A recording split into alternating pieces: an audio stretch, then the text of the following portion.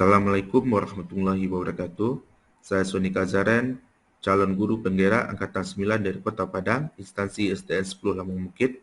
Pada kesempatan kali ini saya akan memaparkan aksi nyata modul 1.4 Budaya Positif. Terima kasih kepada Ibu Lili Suryani MPD sebagai fasilitator, Ibu Yunita Safitri SPD IGR sebagai pengajar praktik. Bentuk kegiatan, pembuatan keyakinan kelas, penyebaran pemahaman budaya positif kepada rekan-rekan guru SDN 10 Lampung Bukit, Kecamatan Pauh, Kota Padang. Latar belakang, sesuai dengan filosofi pendidikan Ki Hajar Dewantara, bahwa pembelajaran di sekolah harus dapat membawa murid memperoleh kebahagiaan setinggi-tingginya melalui merdeka belajar dengan mewujudkan sekolah yang aman dan nyaman bagi murid. Salah satunya melalui cara membangun dan membiasakan budaya positif dalam kehidupan sehari-hari di sekolah. Budaya positif merupakan pembiasaan baik yang ada di sekolah untuk mewujudkan tujuan merdeka belajar, mencapai pelajar berprofil Pancasila. Salah satu cara membangun budaya positif adalah melalui penerapan keyakinan kelas dan menerapkan segitiga restitusi. Dengan adanya keyakinan kelas yang disusun secara berkolaborasi bersama murid dan guru, maka keyakinan kelas yang disepakati dapat dijalankan dengan penuh tanggung jawab. Dan segitiga restitusi dapat menuntun anak untuk memiliki disiplin positif dan mereka mampu menyelesaikan masalah dengan motivasi internal dan bertanggung jawab terhadap pilihannya dalam mencari solusi terhadap permasalahannya. Rencana aksi nyata yang akan saya lakukan adalah membuat keyakinan kelas yang berpihak pada murid melalui kesepakatan kelas dan juga melakukan sosialisasi atau diseminasi pemahaman budaya positif kepada Bapak atau Ibu Guru SDN 10 Lampung Bukit, Kecamatan Pauh, secara langsung di sekolah. Kemudian bersama seluruh warga sekolah menerapkan budaya positif di sekolah. Tujuan yang pertama, meningkatkan rasa percaya diri siswa untuk mengungkapkan pendapat mengenai nilai-nilai positif yang akan dijadikan keyakinan kelas. Yang kedua, melatih kolaborasi antar siswa untuk menyepakati keyakinan kelas berdasarkan nilai-nilai universal. Yang ketiga, menumbuhkan motivasi intrinsik murid. Yang keempat, mewujudkan pembelajaran yang berpihak pada murid. Yang kelima, membimbing siswa untuk mencari solusi terhadap kesalahan yang dilakukannya. Yang keenam, mensosialisasi praktik baik budaya positif kepada rekan sejawat. Tolak ukurnya, terbentuknya keyakinan atas kesepakatan bersama sesuai dengan profil pelajar Pancasila. Yang kedua, guru dan peserta didik melaksanakan keyakinan kelas dengan penuh kesadaran tanpa adanya paksaan dari luar. Yang ketiga, guru melaksanakan segitiga restitusi dalam menyelesaikan permasalahan murid. Yang keempat, warga sekolah mengetahui, memahami, dan melaksanakan budaya positif. Yang kelima, siswa menunjukkan perubahan perilaku sebagai proses terlaksananya budaya positif. Rencana tindak lanjut, pada setiap awal tahun ajaran baru saya akan membentuk keyakinan kelas yang disepakati bersama anggota kelas. Pada saat membudayakan budaya positif, saya dan rekan-rekan guru akan berusaha memposisikan diri pada posisi kontrol manajer dengan menggunakan segitiga restitusi dalam menyelesaikan masalah. Bentuk kegiatan awal itu melakukan diskusi dengan kepala sekolah serta meminta izin dan dukungannya untuk pelaksanaan kegiatan aksi nyata modul 1.4 Budaya Positif. Pembentukan keyakinan kelas. Kegiatan membuat keyakinan kelas. Yang pertama, dilakukan dengan menjelaskan dan berdiskusi tentang keyakinan kelas. Yang kedua, menuliskan keyakinan kelas yang diinginkan murid. Selanjutnya, menyampaikan keyakinan kelas yang telah ditulis oleh murid. Yang keempat, menempelkan keyakinan kelas yang telah ditulis. Kelima, keyakinan kelas yang dibuat.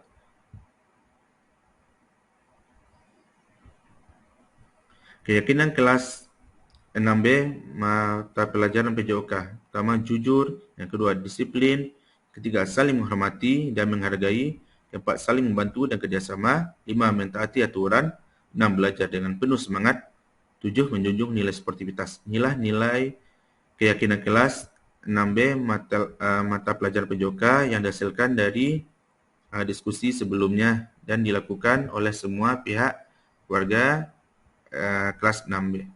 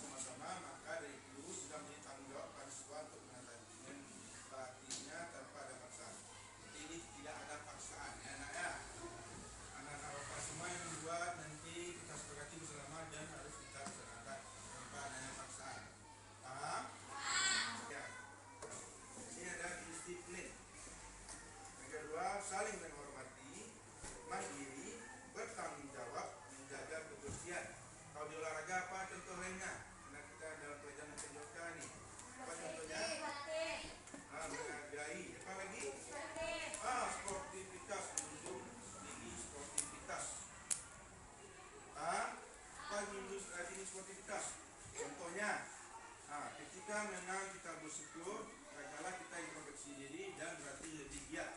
Paham? Jalankan. Silakan ditulis di sini nanti dan ditempel di sana. Saat sudah Bapak bilang tempel, nanti baru ditempelnya ya. Paham? Nanti kita rumuskan secara bersama-sama apa yang akan buat nanti dengan beberapa pendidikan kelas yang bisa kita laksanakan. Oke, silakan. Ini Bapak bagikan kertasnya. Dia mau 1, 2, dia.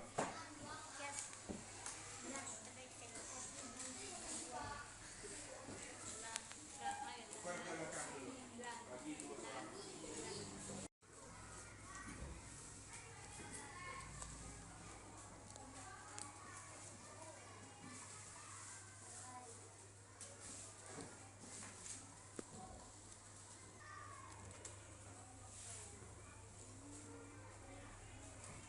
Selesai nak? Oke, Habib silakan tempel ke depan Habib apa yang Habib inginkan.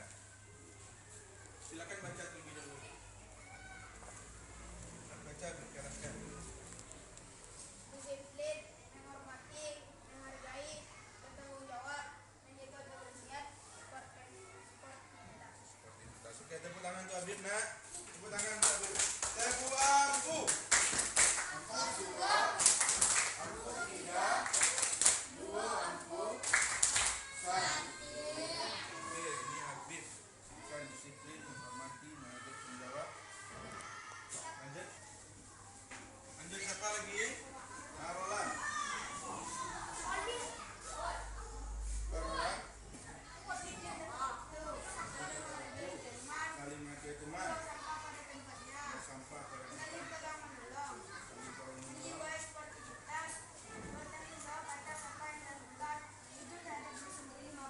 Oke, mantap Roland. Silakan nempel Roland. Oke. Terus ini juga saya akan memastikan siapa.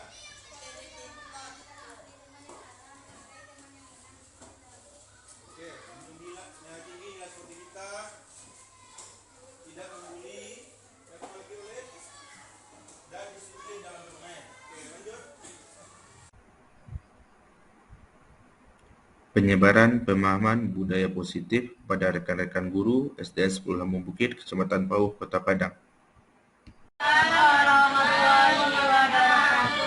Alhamdulillahirrabbilalamin. Wassalatu wassalamu ala asrafil anbiya'i wal mursalin wa ala alihi washabihi rasulillahi ajma'in. Pertama sekali, marilah kita panjatkan puji syukur atas kehadirat Allah Subhanahu wa Ta'ala yang telah melimpahkan rahmat karunia-Nya kepada kita semua, sehingga pada kesempatan ini kita bisa berkumpul bersama pada kegiatan pada siang hari yang cerah ini. Begitu juga salawat dan salam tak bosan-bosannya kita hadiahkan kepada pucuk junjungan umat Islam sedunia, yakninya Nabi besar Mustafa Muhammad Sallallahu Alaihi Wasallam. Allahumma shalli ala sayyidina Muhammad wa ala alihi.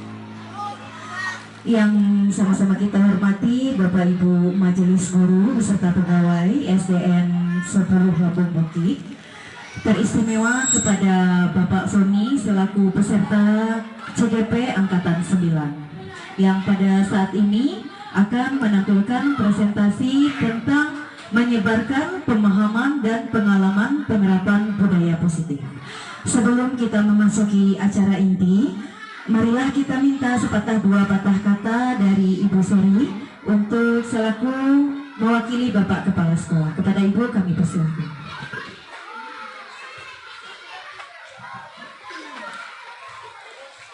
Bismillahirrahmanirrahim. Assalamualaikum warahmatullahi wabarakatuh. Alhamdulillah, puji syukur kepada Allah, berkat rahmat dan karunia-Nya kita bisa kembali berkumpul dalam doa ini. Kemudian selawat dan iringan salam tak bosan-bosannya kita kirimkan buat arwah junjungan kita, yakni Nabi besar Muhammad Sallallahu Alaihi Wasallam. Yang terhormat Bapak Ibu Majelis Guru SDN 10 Lambung Bukit. Baiklah, pada kesempatan ini saya selaku wakil kepala sekolah mewakili Bapak Kepala Sekolah yang kebetulan pada saat ini tidak bisa hadir dengan kita terkait adanya kegiatan yang harus beliau ikuti di luar. Yang pertama yang ingin kami ucapkan yaitu kepada Pak Sony, Kami ucapkan semoga diberi kemudahan ya setiap langkah kegiatan yang diikutinya pada program kegiatan guru penggerak. Kemudian kepada Bapak Ibu semuanya, mari kita ikuti kegiatan ini dengan baik. Semoga apa yang disampaikan oleh Bapak Sony yaitu terkait tentang menyebarkan pemahaman dan pengalaman penerapan budaya positif bisa kita serap ilmunya dan kemudian bisa kita terapkan terhadap anak-anak kita. Dan insya Allah kita bisa mewujudkan lingkungan sekolah yang memiliki budaya positif dan bisa mewujudkan yaitu sekolah yang bisa berpihak kepada anak. Mungkin demikian yang bisa kami sampaikan. Salah dan kurang mohon maaf. Wabillahi taufiq wal hidayah. Assalamualaikum warahmatullahi wabarakatuh. Waalaikumsalam warahmatullahi wabarakatuh. Terima kasih kami ucapkan kepada Ibu Seri atas sambutannya. Selanjutnya kami minta kepada Bapak Nasrul untuk memimpin doa agar kita membuka acara ini dapat berjalan dengan hikmat dan penuh berkah. Kepada Bapak kami persilakan. Bismillahirrahmanirrahim. Assalamualaikum warahmatullahi wabarakatuh. Waalaikumsalam warahmatullahi wabarakatuh. Baik, kepada teman-teman semuanya, sebelum kita berdoa, marilah kita membaca ummul kitab, yaitu surah Al-Fatihah.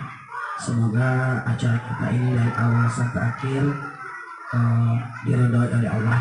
Amin amin ya rabbal alamin. Al-Fatihah. Al-Fatihah. Alhamdulillah rabbil alamin.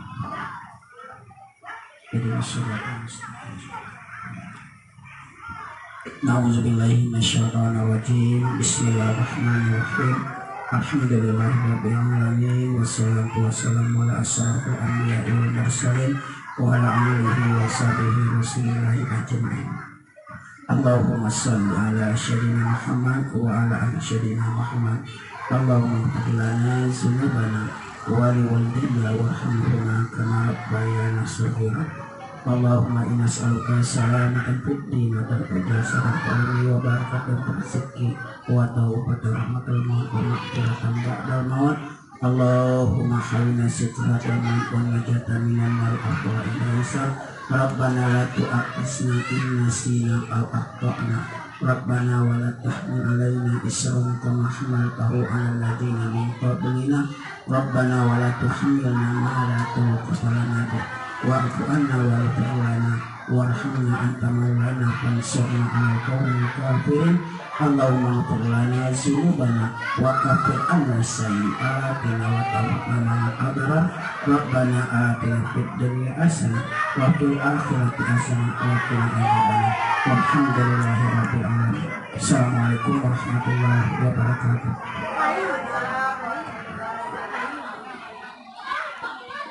Terima kasih kami ucapkan kepada Bapak Nasrul.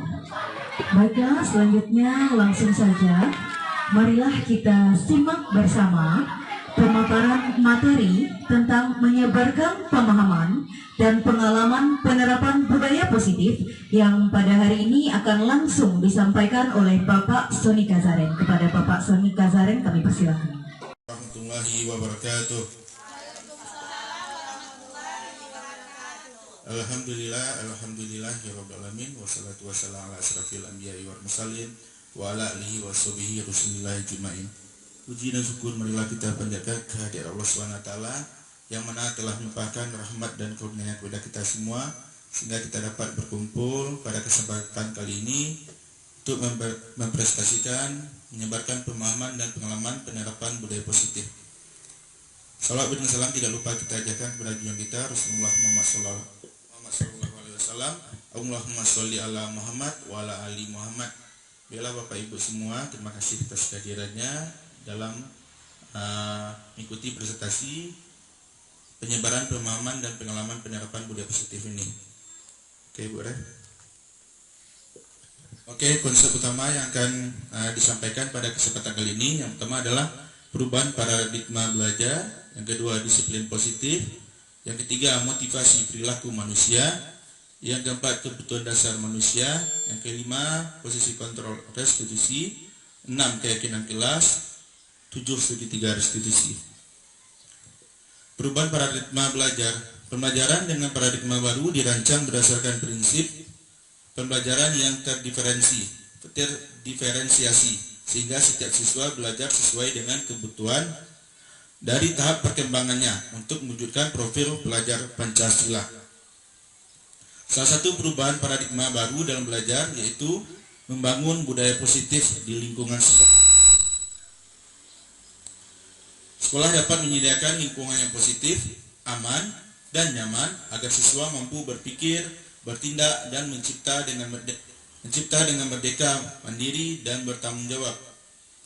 Umumnya disiplin sangat berkaitan dengan kontrol guru terhadap siswa. Oke, kita praktekkan, mungkin bisa dicoba dengan teman di samping kedua Bapak Ibu. Yang satu menjadi A, yang satu menjadi B. Yang A, silakan. Ikuti bawahnya. Anda, teman Anda akan melakukan kegiatan cobalah buka. Anda adalah A. Salah satu dari Bapak Ibu bertindak sebagai A. Cobalah buka. Tugas Anda adalah mengepalkan salah satu tangan Anda. Coba Anda bayangkan bahwa Anda menyimpan sesuatu yang sangat berharga. Apa yang paling berharga bagi Bapak Ibu? Itu yang Bapak Ibu genggam sekarang. Yang A. Anda perlu menjaga benda tersebut sekuat tenaga Anda, karena begitu pentingnya untuk kehidupan Anda. Tugas Bapak Ibu yang teman berlawanan sebagai B, mencobalah untuk membujuk, merayu, atau apapun tindakannya untuk agar A berusaha untuk membuka genggaman tangannya. Coba praktekkan Bapak Ibu. Bujukan yang dilakukan untuk membukanya.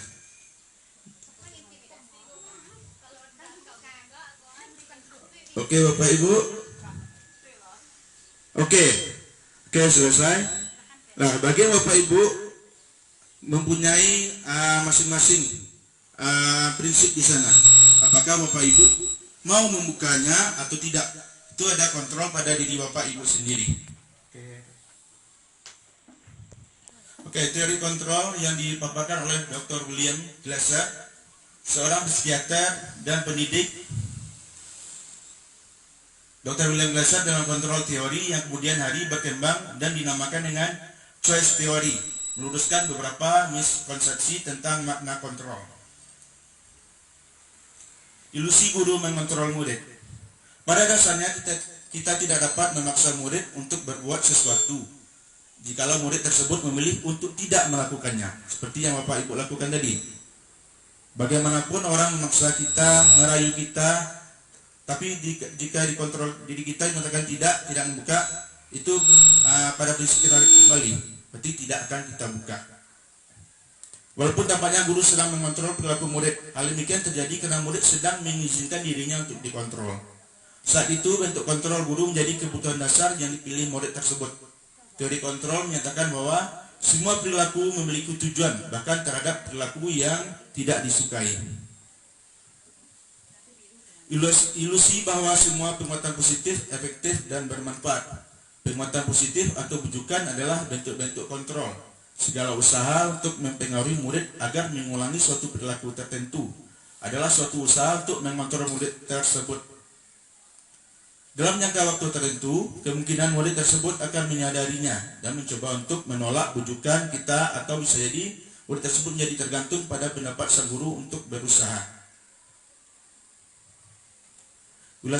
Ilusi bahwa kritik dan membuat orang merasa bersalah dapat menguatkan karakter. Menggunakan kritik dan rasa bersalah untuk mengontrol murid menuju pada identitas gagal. Mereka belajar untuk merasa buruk tentang diri mereka. Mereka memakan dialog diri yang negatif. Kadang-kala sulit bagi guru untuk mengidentifikasi bahwa mereka sedang melakukan perilaku ini, karena seringkali guru cukup menggunakan suara halus untuk menyampaikan pesan negatif. Walaupun sampaikan dengan suara yang halus, tapi bisa menampakkan hal yang negatif murid nantinya. Ya Bu Res, tapi terpendam di jiwa nanti itu. Oke, lanjut Bu Res. Ilusi bahwa orang dewasa memiliki hak untuk memaksa. Banyak orang dewasa percaya bahwa mereka memiliki tanggung jawab untuk membuat murid berbuat hal-hal tertentu. apapun yang dilakukan dapat diterima selama ada sebuah kemajuan berdasarkan sebuah pengukuran kinerja. Pada saat itu pula orang dewasa akan menyadari bahwa perilaku memaksa tidak akan efektif untuk jangka waktu yang panjang dan sebuah hubungan pengusaha akan terbentuk. Jadi kita walaupun kepada anak murid kita atau anak kita sendiri, ada hal yang harus kita jaga, itu kita tidak bisa untuk memaksakan. Karena setiap anak juga punya teori kontrol pada diri mereka. Kita masuk pada pemaparan disiplin positif. Disiplin positif merupakan unsur utama dalam terwujudnya budaya positif yang kita cita-citakan di sekolah kita. Dalam budaya kita, makna kata disiplin dimaknai dengan menjadi sesuatu yang dilakukan seseorang pada orang lain untuk mendapatkan kepatuhan. Kita cenderung menghubungkan yang kata disiplin dengan ketidaknyamanan. Jadi kita menganggap disiplin ini adalah untuk membuat seseorang patuh akan terbuat suatu tindakan kita yang agar anak mematuhi segala aturan. Ini tujuannya sebagai pendidik, tujuan kita adalah menciptakan murid yang memiliki disiplin diri sehingga mereka bisa berperilaku dengan mengacu pada nilai-nilai kebajikan universal dan memiliki motivasi intrinsik bukan ekstrinsik. Motivasi intrinsik sendiri itu motivasi dari dalam diri kita dan ekstrinsik dari luar. Disiplin positif pada dasarnya kita tidak dapat memaksa murid untuk berbuat sesuatu. Oke, lanjut Bu. Ini sudah tadi masih masuk. Dengan kata lain, seseorang yang memiliki disiplin diri berarti mereka bisa bertanggung jawab terhadap apa yang dilakukannya. Karena mereka mendasarkan tindakan mereka pada nilai-nilai kebajikan universal. Kebajikan yang dapat diterima oleh segala kalangan, segala umur, baik itu suku, budaya, negara, dapat diterima semua nilai-nilai kebajikan ini. Nilai-nilai kebajikan adalah sifat-sifat positif manusia, merupakan tujuan mulia yang ingin dicapai setiap individu. Jadi dengan menanamkan nilai-nilai kebajikan yang diyakini seseorang, maka motivasi intrinsiknya akan terbangun, sehingga menggerakkan motivasi dari dalam untuk dapat mencapai tujuan mulia yang diinginkan. Oke, kita masuk pada motivasi perilaku manusia, yaitu dorongan yang timbul pada diri seseorang secara sadar atau tidak sadar untuk melakukan sesuatu dengan tujuan tertentu. Yang pertama, untuk menghindari ketidaknyamanan atau hukuman. Yang kedua, untuk mendapatkan imbalan atau penghargaan dari orang lain. Yang ketiga, untuk menjadi orang yang mereka inginkan dan menghargai diri sendiri dengan nilai-nilai yang mereka percaya. Kebutuhan dasar manusia. Yang pertama, bertahan hidup.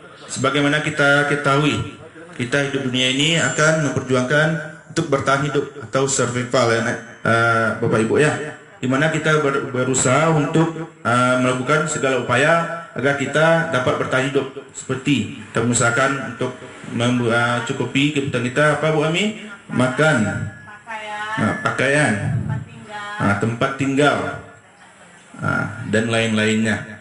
Dimana seseorang pasti akan berusaha untuk mencukupi kebutuhan ini, karena ini adalah kebutuhan dasar yang paling utama bagi manusia. Yang kedua, kasih sayang dan rasa diterima. Kasih sayang, setiap orang pengen disayangi, pengen diterima oleh lingkungannya, oleh keluarganya, oleh lingkungan sosialnya, yang mana setiap orang akan merasa bahagia ketika merasa diterima, mendapatkan perlakuan yang baik dari orang lain. Itu merupakan kasih sayang dari sesama. Yang ketiga, penguasaan. Setiap orang ingin menguasai sesuatu yang mereka bisa kuasai. Yang empat, kebebasan.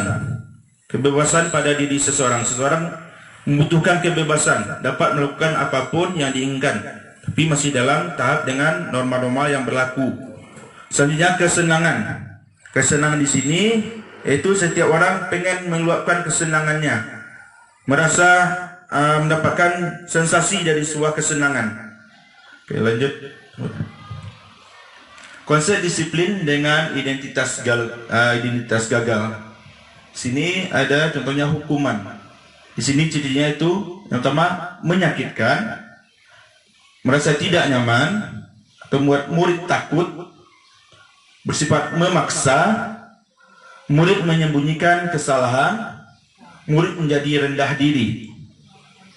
Ternyata juga di sini juga penghargaan juga bisa bersifat negatif ketika itu membuat tidak efektif, merusak hubungan atau sifat iri, mematikan kreativitas, menghukum dengan sistem ranking, merampas hak menghargai dirinya sendiri. Di sini kita ketahui dengan bisa mematikan kreativitas ketika sesuatu selalu diimbali dengan hadiah, sesuatu diimbali dengan penghargaan yang ketika saat penghargaan itu tidak dilakukan maka hilanglah kreativitas seseorang karena tidak ada rasa pengakuan, tidak ada rasa merasakan sesuatu yang membuat kita bangga. Di ketika itu tidak ada, itu akan menjadikan sebuah identitas yang gagal. Dan juga kita ketahui mungkin masih pro kontra ya tentang perankingan ini, karena di sini ada murid yang merasa tidak baik karena tidak mendapatkan ranking yang di atas atau sesuatu yang mereka tuju tadi. Oke, lanjut Bro.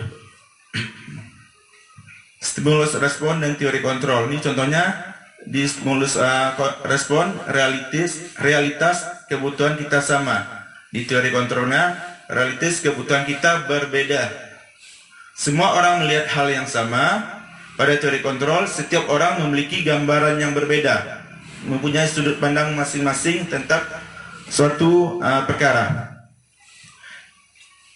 Stimulus respon, kita mencoba mengubah orang agar berpandangan sama dengan kita. Sedangkan pada teori kontrol, kita berusaha memahami pandang orang lain tentang dunia. Jadi kita tidak melihat dari satu sisi atau memasarkan pandang kita pada orang lain, tapi kita berusaha memahami pandang orang lain tentang hal yang berbeda. Pada stimulus respon, perilaku buruk dilihat sebagai suatu kesalahan. Sedangkan pada teori kontrol, semua perilaku memiliki tujuan. Jadi pada stimulus respon, perilaku buruk langsung sebagai sebuah kesalahan. Sedangkan pada teori kontrol ini, semua perilaku pasti ada tujuannya, kenapa ini bisa dilakukan. Dan kita tidak bisa langsung menjudge itu sebuah kesalahan. Lanjutnya, orang lain mengontrol saya. Sedangkan pada teori kontrol hanya diri sendiri yang mengontrol diri kita sendiri. Hanya diri kita sendiri yang bisa mengontrol diri kita sendiri. Selanjutnya, pada stimulus respon saya bisa mengontrol orang lain. Sedangkan pada teori itu pada stimulus respon Bapak Ibu ya. Sedangkan pada teori kontrol Anda tidak bisa mengontrol orang lain. Jadi pada stimulus respon kita menganggap kita bisa mengontrol orang lain, padahal pada teori kontrol itu kita tidak bisa mengontrol orang lain. Lanjut, pemaksaan ada pada saat bujukan gagal. Di sini ada pemaksaan ketika bujukan kita gagal. Sedangkan pada teori kontrol, kolaborasi dan konsensus menciptakan pilihan-pilihan baru. Jadi ketika kita melakukan kolaborasi, ketika hal yang kita inginkan tidak tercapai, kita membuat pilihan-pilihan baru. Lanjutnya, model berpikir menang atau kalah pada stimulus respon. Dan pada teori kontrol, kita mencari win-win solution, itu model berpikir yang saling menguntungkan, menang-menang.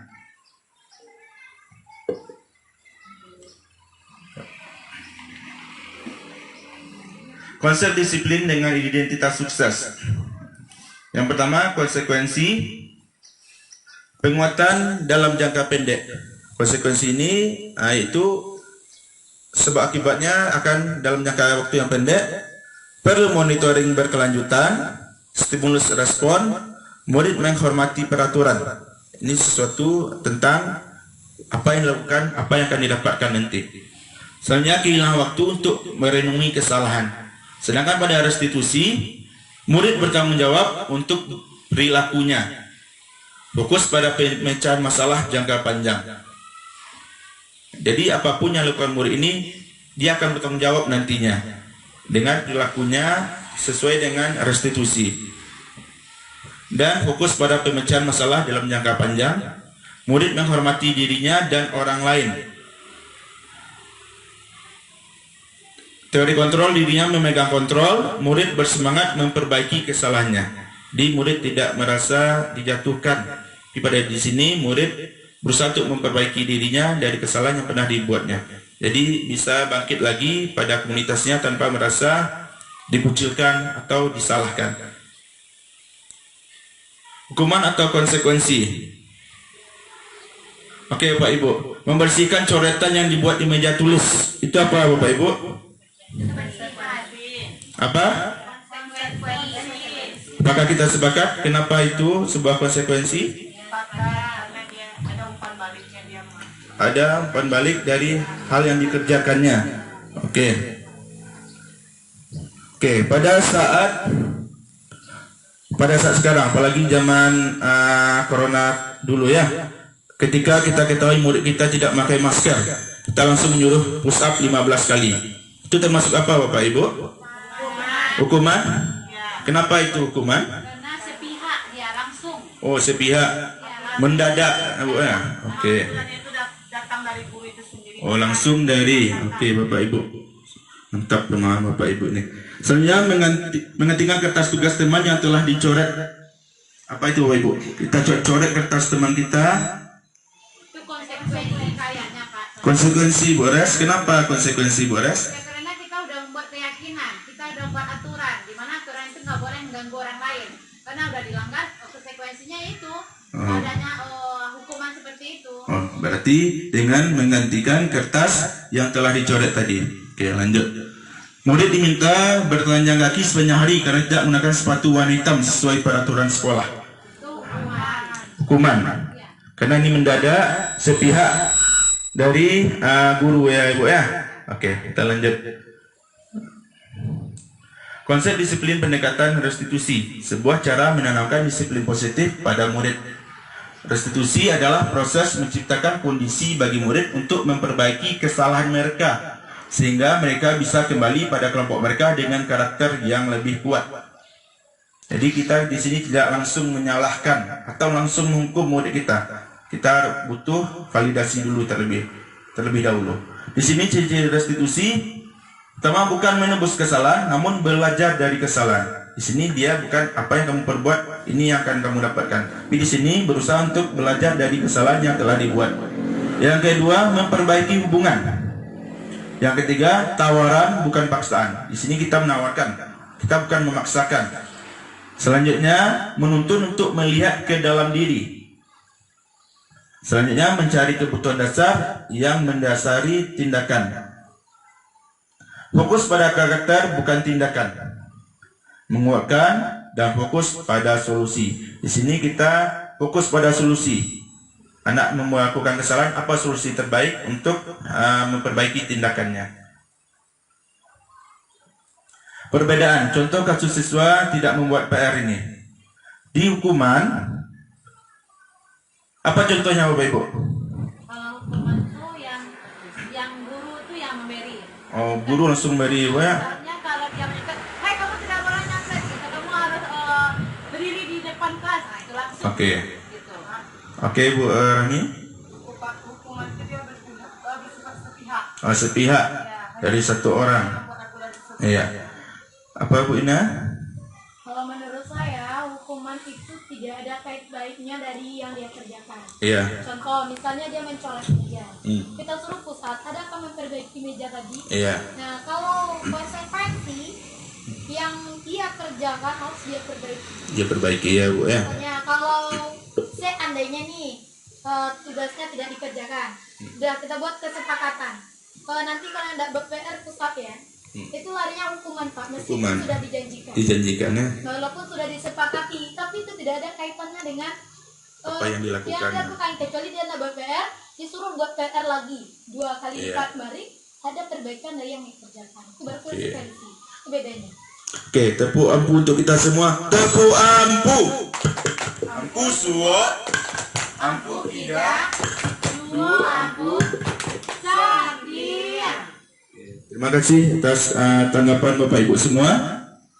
Di sini pun kita melihat bahwa murid pun akan menjadi takut nanti. Hukuman juga bukan berupa fisik aja Bapak Ibu ya, itu berupa juga perkataan kita. Perkataan kita yang ke fisik, mungkin ke fisiknya ini sampai ke hati nanti, yang membuat mungkin merasa dipermalukan nanti, merasa tidak diakui, merasa dianggap sebagai orang paling bersalah. Ini contoh yang sudah dicontohkan Bu Ina tadi, untuk anak tidak mau PR. Konsekuensinya bisa jadi mengerjakan PR saat jam istirahat atau dikerjakan 3 kali lipat. Bukan menyuruh hal yang berbeda Bu Ina ya, suruh push up, atau membersihkan WC, atau hormat bendera. Tapi masih ada kaitan dengan apa yang dilakukannya. Guru tegas dan siswa menghormati peraturan. Jadi ada timbal balik. Apa yang kamu lakukan, ini akan yang kamu dapatkan nanti jika melanggar. Pada restitusi, guru menanyakan keyakinan kelas atau dirinya dan membantu siswa untuk menyelesaikan masalahnya. Guru terbuka dan siswa menghormati dirinya dan orang lain. Di siswa tidak merasa dipermalukan di sini, dan siswa bisa bangkit kembali dari kesalahannya. Posisi kontrol seorang guru. Di sini ada 5 posisi kontrol, yaitu penghukum, pembuat merasa bersalah, teman, pemantau, atau manajer. Mungkin kita akan bahas satu persatu, mungkin bisa kita refleksi diri kita sendiri apa yang telah kita lakukan selama ini. Pertama, posisi penghukum. Di sini seorang penghukum bisa menggunakan hukuman fisik maupun hukuman verbal.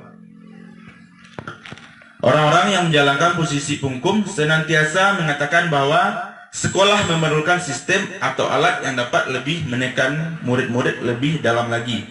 Guru yang menerapkan posisi penghukum akan berkata, salah satu perkataan sering dilakukan oleh posisi penghukum, patuhi aturan saya atau awas. Jadi ada ancaman, ada tekanan di sana. Yang kedua, kamu selalu salah. Langsung menjudge anak kita langsung salah. Yang ketiga, pasti selalu yang terakhir selesai. Kamu terus yang selalu terakhir selesai. Di sini kita langsung menjatuhkan anak, menjudge anak kita, membuat mereka seakan-akan yang paling bersalah di dunia ini. Lanjut, ciri-cirinya guru seperti ini senantiasa percaya hanya ada satu cara agar pembelajaran bisa berhasil, yaitu cara dia sendiri yang akan menyelesaikan permasalahan ini. Yang kedua, penghukum. Sering seperti yang saya lakukan tadi. Itu nada tinggi, mungkin mata melotot, mungkin urat-urat lehernya keluar, dan menunjuk atau menghardik, atau bisa berkata kasar malah, tidak sesuai dengan kesalahan yang dibuat oleh murid tadi. Ini terlambat lagi, pasti terlambat lagi, selalu datang terlambat, kapan bisa datang tepat waktu. Jadi kita menekan terus anak ini dengan perkataan kita yang keras, atau bahkan bisa jadi kata-kata yang kasar keluar. Pak Soni, Oke. Saya nggak mendengarkan alasan dari anak ini dulu ya Pak. Bagus Bu Ami. Berarti kadang kita tidak mendengarkan apa ya alasan dari murid kita. Kita langsung menjudge anak, kita langsung memberi image yang buruk kepada anak, tanpa kita tahu kenapa alasan dia terlambat, apa yang membuat ia terlambat. Kita langsung tanpa ada penjelasan yang harus kita dengar, kita langsung menghukum anak. Selanjutnya, bagaimana perasaan murid bila guru berbicara seperti itu pada saat muridnya datang terlambat? Seandainya nih Bapak Ibu, kita yang jadi murid, kita diperlakukan seperti itu di depan orang ramai, di depan teman-teman, di depan Bapak Ibu guru lainnya, atau bahkan mungkin di depan wali murid yang ada di sekolah kita. Bagaimana perasaan kita Bapak Ibu? Bagaimana Bu? Mungkin jika kita berada di posisi siswa tersebut, kita akan merasa dongkol karena kita merasa tidak diberi kesempatan untuk menjelaskan kenapa kita terlambat atau berbuat suatu hal yang tidak disukai guru. Ada lagi Pak Ibu? Bagaimana Bu Rama? Mungkin kalau saya di posisi murid tersebut, mungkin saya merasa dendam terhadap guru tersebut karena dia tidak mau menerima alasan atau tidak mau mendengarkan alasan dari saya. Mungkin ada lagi Pak Ibu berbagi pengalaman mungkin terkait hukuman ini, mungkin di masa sekolahnya dulu tanpa dengan sepihak guru mungkin menjudge kita dengan perkataan atau hal-hal yang tidak kita inginkan. Mungkin ada Pak Ibu berbagi pengalaman. Oke Bu Ina. Kalau saya yang pernah merasakan itu, saya pun ngelabel gurunya. Saya label gurunya. Oh ini apa nampak berang, nah gitu, seperti itu. Jadi saya juga melabel bapak ini nggak welcome sama kita seperti itu Kak. Jadi saya pun tidak suka dengan gurunya jadinya. Efeknya saya juga malas belajar seperti itu. Terima kasih Bu Ina ya. Jadi murid melabel, guru melabel murid, murid pun akan balik melabel kita sebagai guru. Bahkan itu melekat. Mungkin saat kita udah tamat, itu bapak galak ya, itu bapak killer, atau ibu killer, pasti teringat terus sama kita. Karena tanpa disadari itu di alam bawah sadar kita sudah mungkin jangankan untuk belajar melihat guru tersebut mungkin sudah malas rasanya. Ini harus kita hilangkan Bapak Ibu. Yang selanjutnya, hasil dari penghukuman biasanya kemungkinan murid marah dan menendam atau bersifat agresif. Seperti yang disampaikan Bu Rama tadi, bisa jadi sesudah kembali duduk murid tersebut akan mencoret-coret bukunya atau meja tulisnya. Lebih buruk lagi, hal yang dia apakan namanya? Dia lampiaskan. Sepulang sekolah murid melihat motor tumbuh. Ini mungkin sering juga. Mungkin ada beberapa sekolah saya lihat atau ada beberapa kejadian murid mengempaskan ban motor gurunya, atau bahkan kita lihat sekarang ada beberapa kejadian di media sosial kita tengok berbuat hal yang buruk pada gurunya. Padahal kesalahannya kecil, tadi awal dianggap kecil oleh guru, tapi tidak tahu psikologi murid setelah kejadian tersebut. Oke Bu Ren. Selanjutnya posisi kontrol, merasa bersalah. Pada posisi ini biasanya guru akan bersuara lebih lembut. Ini lembut nih Bu. Beda tadi mata melotot, suara nada keras. Tapi ini bersuara lebih lembut. Pembuat rasa bersalah akan menggunakan keheningan dan membuat orang lain merasa tidak nyaman, merasa bersalah, atau merasa rendah diri malah. Kata-kata keluar dengan lembut seperti, ibu sangat kecewa sekali dengan kamu nak. Atau berapa kali bapak harus beritahu kamu ya. Tapi ini lembut ibu, lembut, bukan kasar tadi. Tapi ada hal-hal nanti yang mungkin tidak kita sadari yang membuat ini menjadi suatu posisi kontrol yang kurang baik nanti. Atau gimana coba kalau orang tua kamu tahu kamu berbuat begini, itu dan kita baik Bapak Ibu ya, agar merasa anak introspeksi diri dengan kesalahannya, dengan pada posisi merasa bersalah. Menurut Bapak Ibu, ketika anak murid kita bilang seperti kalimat yang saya contoh tadi, apa yang ada pada diri anak murid kita? Oke, Bu. Mungkin ketika posisi kontrol kita berada di pembuat merasa bersalah ini, kita bisa mematikan rasa percaya diri siswa. Contohnya bisa jadi misal ada di beberapa kasus Pak Sony, mungkin ada anak ini yang sudah di kelas tinggi tetapi dia selalu tidak mengerjakan PR-nya, tugas-tugasnya tidak dikerjakannya. Terus gurunya tuh berkata, berapa kali ibu harus kasih tahu kamu lagi tidak bikin PR lagi, tanpa ada conclusion, tanpa ada penyelesaian masalah.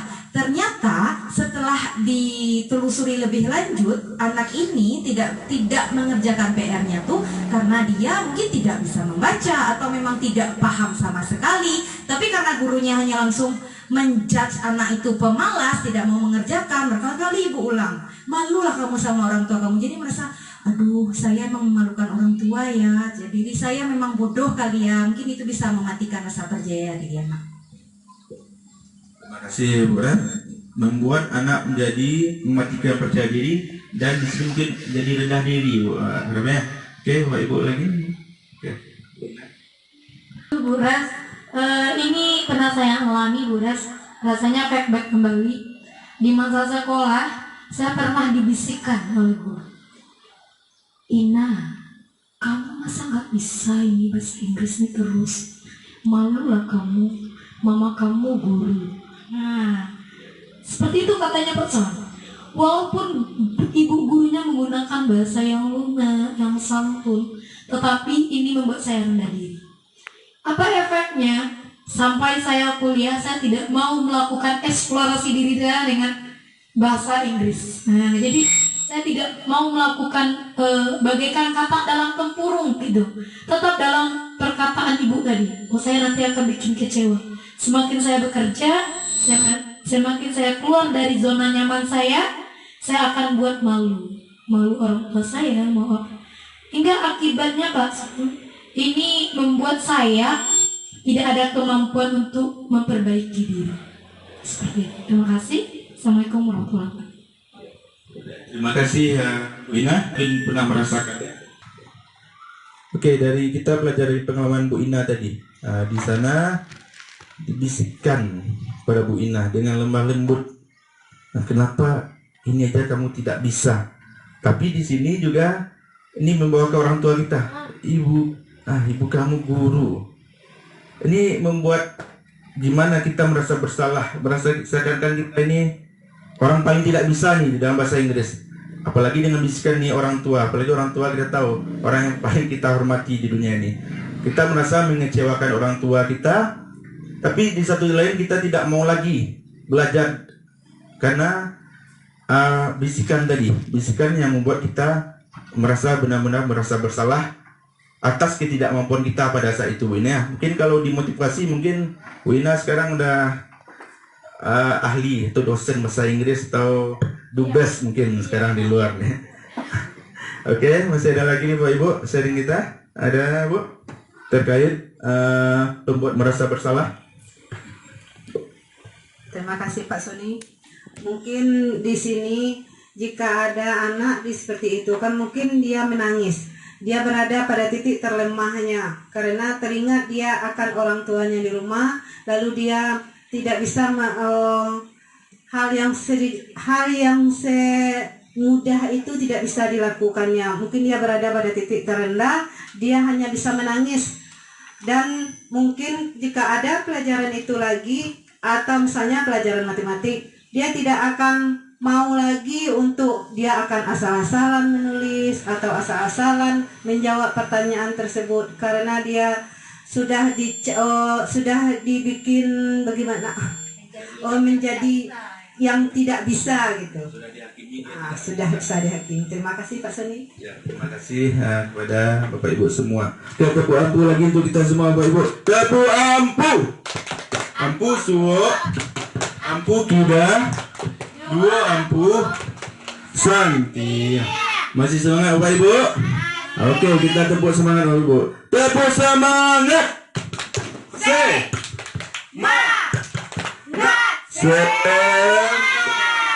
Oke, terima kasih Bapak Ibu ya. Telah berbagi pengalaman juga. Kita lanjut yang posisi kontrol ketiga, Bu Ran. Posisi kontrol ketiga itu posisi teman. Pada posisi ini guru tidak akan menyakiti murid, namun akan tetap berupaya mengontrol murid melalui persuasi. Posisi teman pada guru bisa negatif ataupun positif. Posisi ini di sini berupa hubungan yang baik yang terjalin antara guru dan murid. Guru di posisi teman menggunakan hubungan yang baik dan humor mempengaruhi seseorang. Mereka akan berkata lebih kurang seperti ini Bapak Ibu. Ayo bantulah demi Bapak ya. Ayo ingat tidak bantuan Bapak. Ayo ingat tidak bantuan Bapak selama ini. Ingat nggak dengan bantuan Bapak selama ini? Tahu ya sudah kali ini tidak apa-apa. Nanti Ibu bantu bereskan. Menurut Bapak Ibu ini biasanya pada jenjang tertentu ini akan berbeda penerapannya. Mungkin kita pada SD kita menganggap kita murid-murid kita sebagai teman. Dan pada jenjang SMA apalagi ini. Mungkin udah sama besar aja kita sama murid nih. Bagaimana tanggapan Bapak Ibu dengan kalau posisi kita pada penerapan posisi pada posisi teman ini? Mungkin ada tanggapan Bapak Ibu? Bagaimana Ibu mengatakan terlalu akrab dengan murid bagaimana? Oke Bu Ras, terima kasih Bu Ras. Terima kasih Pak Sony atas kesempatannya. Saya mencoba ya Pak Sony ya. Kalau kita menjadi teman ini ibarat kita merangkul anak kita. Merangkul, memberi kenyamanan, memberikan sebuah hal yang nyaman bagi murid untuk dia berkeluh kesah nantinya. Tapi ada juga yang tidak baiknya di dalam kita sebagai teman kepada murid. Karena dia tidak merasa nggak menghargai guru, jadinya akan sama menyamaratakan jadinya akhirnya nanti.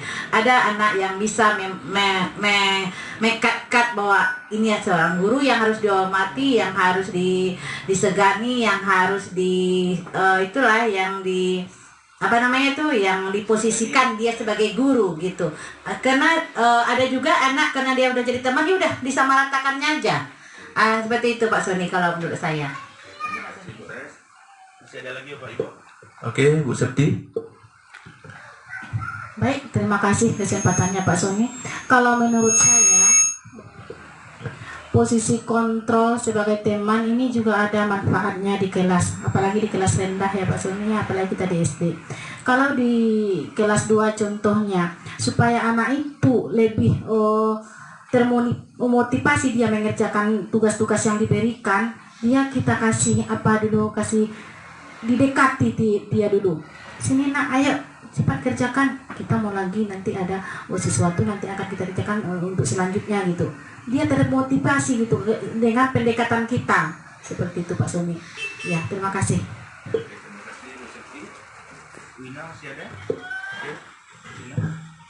Baik, tambahan lagi Pak Sony.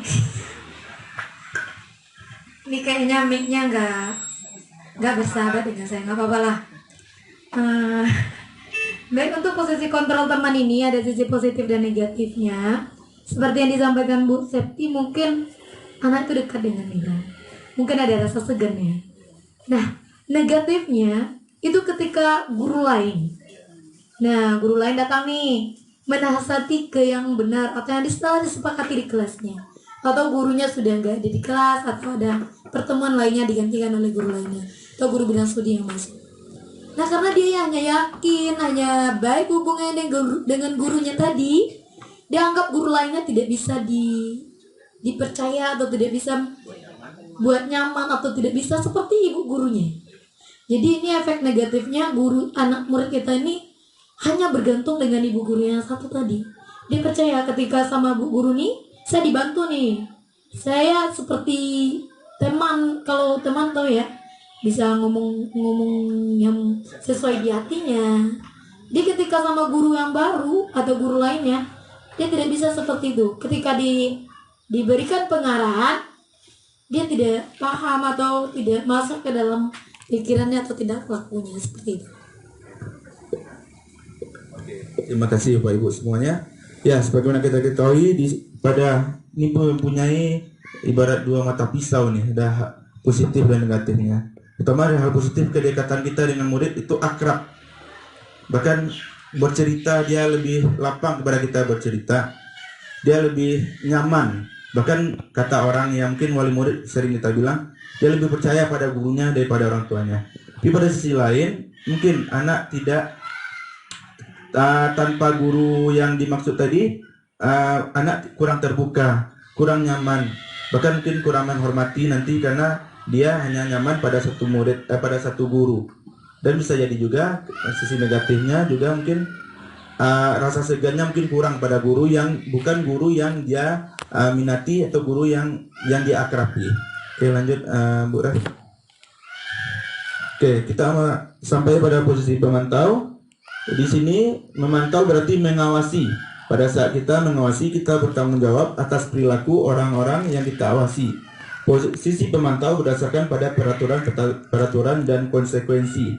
Dengan menggunakan sanksi atau konsekuensi, kita dapat memisahkan hubungan pribadi kita dengan murid. Sebagai seorang menjalankan posisi pemantau, pertanyaan yang diajukan seorang pemantau yang seringkali yaitu, peraturannya apa? Apa yang telah kamu lakukan? Sanksi atau konsekuensinya apa? Nah, di sini ada seperti tadi, guru ini berpatokan pada peraturan kelas, pada tindakan yang sesuai. Kalau ini peraturannya, ini hukumannya. Mungkin ada tanggapan Bapak Ibu terhadap posisi memantau? Oke, Bu Ina.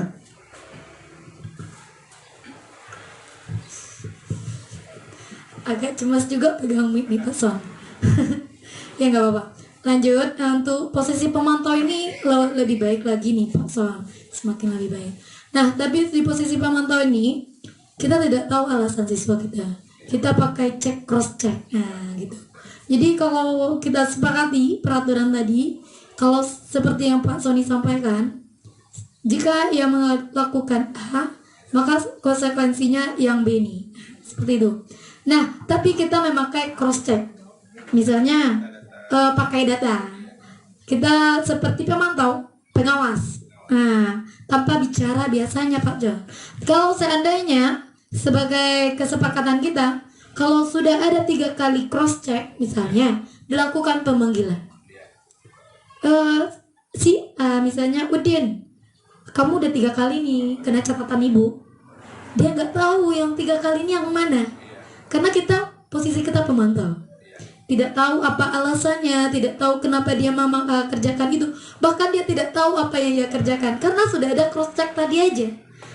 Pas cross checknya ada 5 atau kesepakatan kita lah 3 atau 5, kita lakukan pemanggilan. Ini juga tidak bagus Pak Son, karena dia tidak tahu apa kesalahannya. Di bagian dia mau kasih alasan tapi lupa di bagian mananya, seperti itu. Nah, kasih ya Pak Sami.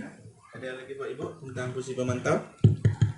Oke, pada posisi pemantau ini seperti yang sebut Bu Ina tadi, pada hasil kita lihat seorang pemantau sedang melakukan penghitungan, catatan, data yang dapat digunakan sebagai bukti atau perilaku seseorang, atas perilaku seseorang. Di sini ada catatan. Biasanya kalau kita piket nih, pasti ada buku catatan piket kita. Di sana guru pemantau biasanya akan memantau dari catatan.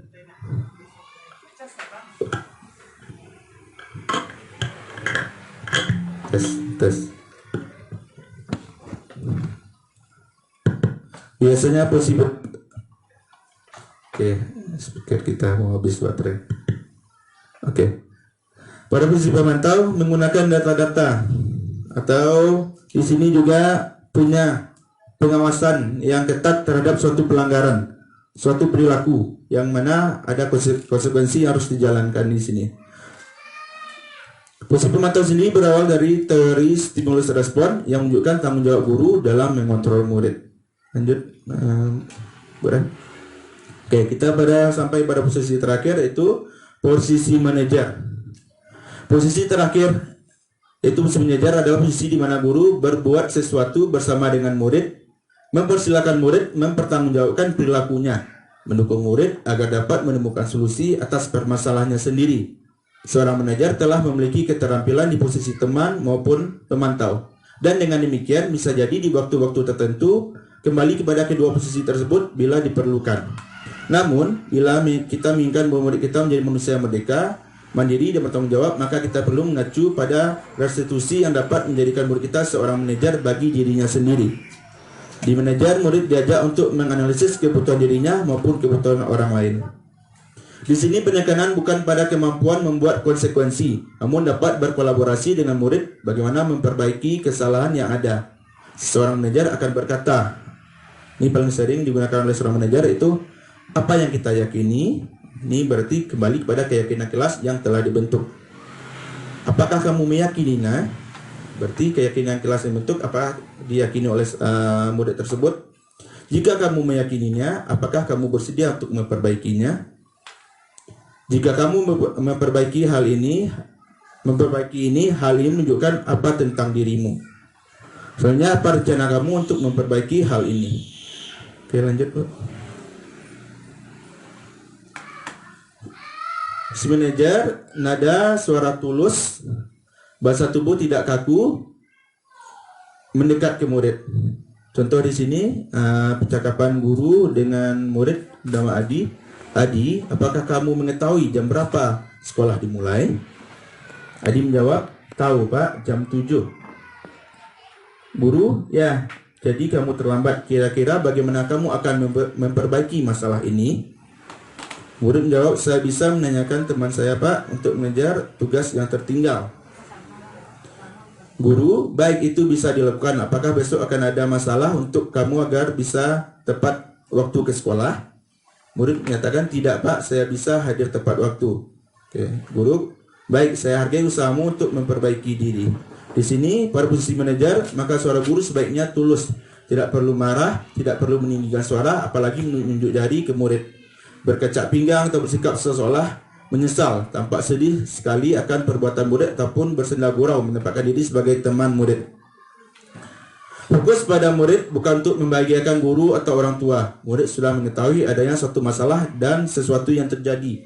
Bila guru mengambil posisi pemantau, guru akan melihat apa konsekuensi dari peraturannya. Namun pada posisi manajer, guru mengembalikan tanggung jawab pada murid untuk mencari jalan keluar permasalahan tertentu dengan bimbingan guru. Oke, bagaimana Bapak Ibu pada posisi manajer ini? Mungkin ada tanggapan Bapak Ibu posisi manajer ini? Mungkin ada Bu Res tentang terkait posisi manajer? Terima kasih Pak Sony atas kesempatannya. Posisi dalam manajer ini sangat penerapannya sangat bagaimana ya Pak Sony ya? Karena latar belakangnya anak murid kita ini ya dari pedesaan yang pinggir desa, kan otomatis kan sekolah kita berada di pinggiran. Otomatis berada di pinggiran, sikap anak, latar belakang anak pun berbeda-beda. Jadi kalau kita memakai posisi kontrol yang manajer itu bisa diterapkan dan tapi mempunyai hambatan-hambatan yang sangat besar sekali Pak Sony. Karena latar belakangnya ini tadi, latar belakang anak kita yang beragam ini tadi. Sehingga posisi kontrol yang seharusnya dimiliki oleh seorang guru itu banyak sekali hambatan, tapi kembali kepada niat kita sendiri. Kalau niat kita mau merubah bagaimana kebiasaan anak, budaya anak, keyakinan telah kita buat dengan ketulusan kita, tidak ada yang sulit kayaknya Pak Sony. Kami berharap supaya semoga pemaparan Pak Sony yang berikan tentang pencerahan tentang seorang posisi kontrol yang seorang manajer, insya Allah kami akan mencoba menerapkannya Pak Sony. Semoga bisa kami menerapkan ke anak murid kami dengan latar belakang yang berbeda yang tadi, Pak Sony. Terima kasih Pak Sony. Ada lagi ya Pak Ibu terkait posisi manajer? Oke, terima kasih kepada Bu Res. Kita telah mengetahui 5 posisi kontrol tadi Bapak Ibu, di mana ada kita flashback 5 posisi kontrol awal Bu Res. Oke, ada penghukum, pembuat merasa bersalah, teman-teman, posisi teman, pemantau, dan manajer. Mungkin kita refleksi diri kita, selama ini kita ada di posisi mana? Penghukum Bu Res. Kenapa penghukum merasa Bu Res sebagai penghukum? Mungkin bisa dijelaskan sedikit Bu Res? Terima kasih Pak Sony. Saya dengan pemaparan Pak Sony yang karena posisi kontrol seorang guru ini ada 5 poin. Terus saya memposisikan diri saya sebagai penghukum. Karena selama ini saya mungkin ilmunya yang belum dapat atau pengalamannya yang belum saya dengar ya Pak Sony ya. Saya berada di penghukum karena anak ini dengan latar belakangnya yang di pinggiran, ada pula ya nggak semuanya anak kita yang latar belakangnya yang mempunyai perilaku yang tidak bisa dikatakan atau yang kita tidak bisa kita nasihati, ada juga. Tetapi penghukum nih, kalau anak ini kalau nggak dikeraskan dia nggak bergerak. Kalau kita tidak melotot pada dia atau sedikit kata menghukum ke dia, dia itu tidak bekerja, dia tidak berubah gitu Pak Sony. Jadi karena kebiasaan tadi itulah saya nyamannya itu ke penghukum. Tapi setelah saya mendengar paparan Pak Sony tadi tentang posisi kontrol seorang guru yang baik bagaimana dengan adanya kiat-kiat kita memperbaiki kesalahan anak itu seperti apa, rasa saya bersalah sekali Pak Sony. Tidak harus sebagai seorang sebagai penghukum. Bisa saya menjadi seorang yang paling tinggi sekali yaitu manajer. Nah, gitu Pak Sony. Jadi saya sudah menyadari sekarang, oh penghukum ini banyak merugikan ke anak ya. Ya Pak Sony ya. Karena kata Pak Sony pemaparan sebelumnya nih, pembelajaran Ki Hajar Dewantara, pembelajaran yang selalu berpihak kepada murid. Gitu. Karena saya merasa banyak kurangnya jadinya Pak Sony. Karena saya sebagai seorang guru mengambil posisi kontrol sebagai penghukum, rasanya banyak kurangnya diri saya Pak Suni. Terima kasih Pak Suni atas pemaparannya tentang budaya positif ini. Terima kasih Bu Res. Kita kasih tepuk ampuh untuk Bu Res. Tepuk ampuh. Ampuh suwo. Ampuh kida. Dua ampuh. Santi ya. Bu Res setelah melakukan refleksi pada dirinya selama ini lebih banyak pada penghukum Bu Resnya. Tapi setelah kita belajar Bu ya, proses kehidupan, kita mengetahui, dari belajar kita mengetahui bahwa selama ini mungkin ada kekurangan, ada hal yang belum tepat dengan sesuai proses Bu Resnya. Kita sama-sama, saya sendiri masih banyak kekurangan kalau untuk ini, nggak penghukum aja, mungkin pada posisi lain juga saya terapkan.